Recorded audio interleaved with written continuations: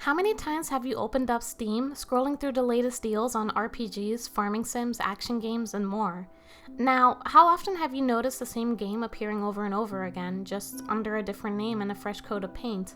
This is the problem with the gaming industry today. With so many titles to choose from, we're spoiled for choice, yet overwhelmed by sameness. The cluttered Steam library phenomenon is real, but it raises a bigger question. How many of these games are truly different from one another? It's not just Steam. Look at the trending charts, social media, or even major gaming showcases. The same genres and formulas dominate the landscape, repackaged and resold. Roguelikes with the same procedurally generated grind, Souls-like with identical punishing mechanics, open-world sandboxes that feel more like endless checklists than immersive experiences. The variety seems endless on the surface, but once you start digging, it's also familiar. The problem isn't necessarily that these games are bad. Many of them are polished, enjoyable, and critically acclaimed, but when every corner of the industry seems to chase trends rather than innovation, originality takes a backseat. Instead of bold, groundbreaking ideas, we get iterations on what has already been proven successful.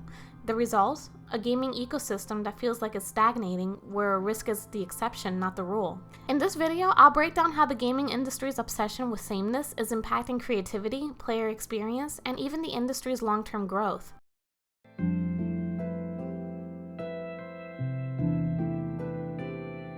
First, let's examine the rise of trend-chasing genres and how their overabundance is diluting what made them special in the first place. I first started noticing this trend with sandbox games. Back when Minecraft took the world by storm, it felt revolutionary. Its simple, blocky graphics and open-ended creativity were unlike anything we've ever seen before. But then, seemingly overnight, games with crafting mechanics started popping up everywhere. Sure, some took the concept in slightly different directions. Terraria, for example, carved its niche with a 2D perspective and more structured progression. But soon after, the industry flooded with games trying to replicate that same magic. Titles like Starbound followed closely in Terraria's footsteps, and suddenly, crafting-based sandbox games became a dime a dozen, each tweaking the formula just enough to feel like a new experience. The same thing has happened with RPGs. Take The Witcher 3 and Skyrim, two genre-defining games that set a high bar for immersive storytelling and open-world exploration. Their success inspired waves of imitators, some successful, like Horizon Zero Dawn, and others less so, like countless generic fantasy RPGs that tried to replicate the formula without capturing the heart. Even looter RPGs like Diablo and Borderlands have spawned an endless stream of copycats, all vying for a piece of the action while offering little innovation. This pattern, where one game's success leads to a flood of lookalikes, isn't new, but it's grown more noticeable and more pervasive over the past decade. It's not that these games are inherently bad, but when so many developers are chasing trends, originality inevitably takes a hit. This trend isn't limited to sandbox games and RPGs, it's also glaringly obvious in the farming sim genre. Take Stardew Valley, for example. When it launched, it reinvigorated the farming sim genre by blending elements of classic Harvest Moon games with deeper mechanics and a personal, heartfelt touch. It was a love letter to a bygone era of gaming, yet it still felt fresh. But its massive success spawned an entire movement of imitators. Titles like Sunhaven, Graveyard Keeper, Fields of Mystria, and countless others flooded the market. Each added their own twist, sure, but the underlying format remained largely the same. Manage a farm, build relationships, explore a quaint town, rinse and repeat. And don't get me wrong, I love the resurgence of 2D pixel art games. It's exciting to see developers embracing this retro aesthetic, especially since so much creativity can shine through the simplicity of pixel art. But when the gameplay systems remain the same cookie-cutter structure, that charm begins to wear thin.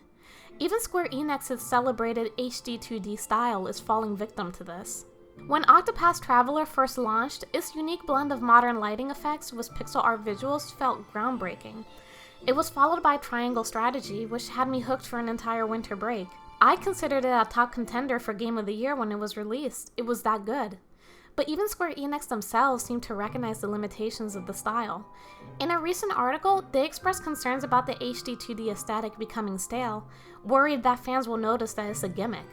While they're eager to keep exploring retro RPG remakes with this visual approach, they're uncertain about how to innovate without it feeling repetitive.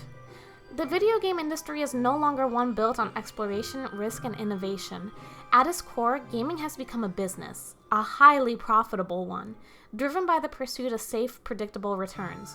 Developers and publishing companies are laser focused on minimizing risk, and why wouldn't they be? If a certain game formula works once, they'll repeat it again and again and again. It's a simple equation. Copy what sells and the profits will follow.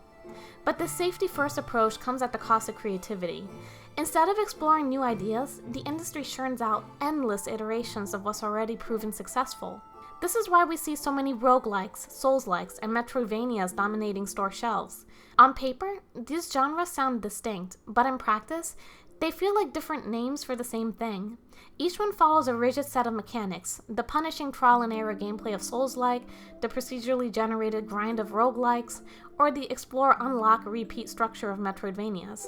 Once you've played one, you've essentially played them all. And yes, I know fans of these genres love to point out subtle differences or innovations within each game, but how meaningful are these variations, really? The core experience remains the same. The industry has latched onto these templates as if they're the only path forward, saturating the market with games that offer diminishing returns and originality. It's exhausting, and frankly, it's driving me up the wall. Lately, I found myself gravitating more towards retro games. There's something refreshing about diving into titles from the past, even though they lay the foundation for many genres we see today. Back then, developers were experimenting, figuring out what worked and what didn't. As a result, each game felt unique, exploring concepts in ways that made them stand apart. Super Metroid didn't feel like Castlevania. Final Fantasy VI didn't feel like Chrono Trigger. These games might have shared genre DNA, but they each had their own voice, their own identity. Compare that to now, where so many modern games blur together in their quest to emulate past successes. It's no wonder that companies keep dipping into the well of remakes and remasters. Don't get me wrong, I enjoy a good remake when it's done well, but there are only so many times you can remaster or reimagine the same classics before it becomes a crush. Eventually, these companies will reach a point where there's nothing left to remake, and they will be forced to create something original. The question is, will they even know how by then? So, why are we still stuck in this cycle of reviving old games instead of pushing forward to make new ones? The answer is simple: money. Nostalgia sells, and remaking a beloved classic is a far safer bet than funding an untested idea. Why take a risk on something new when you can cash in on something familiar? It's a strategy that works, at least for now, but it's not sustainable and is certainly not fostering the kind of innovation that made gaming so exciting in the first place. That isn't to say that all new games are just copycats of each other. I still find plenty of titles that feel fresh and genuinely enjoyable. Even some of the so-called copycat games can be a lot of fun. Take Fields of Mystria, for example. Sure, it wears its influences on its sleeve, but that hasn't stopped me from having an absolute blast with it. Sometimes it's okay for a game to refine or expand on existing ideas rather than reinvent the wheel. But there's a special kind of excitement that comes from playing something truly innovative. A game like Dave the Diver is a perfect example. It combines unexpected mechanics and genres in a way that feels completely fresh. It's games like these that remind me of what the industry is capable of when developers take risk and step outside of the usual templates. Innovation doesn't have to mean reinventing everything from scratch. It just requires a willingness to try something new, to explore uncharted territory. And that's my take on this. Thank you for watching the video. If you're someone who loves exploring the depths of the gaming community, hit that subscribe button below and turn on notifications by clicking the bell icon. See you guys later. Pixels, where magic's alive. Duchess brings the joy, it's where dreams thrive. With cozy games, she lights up our days. From Stardew Fields to Genshin's lush ways.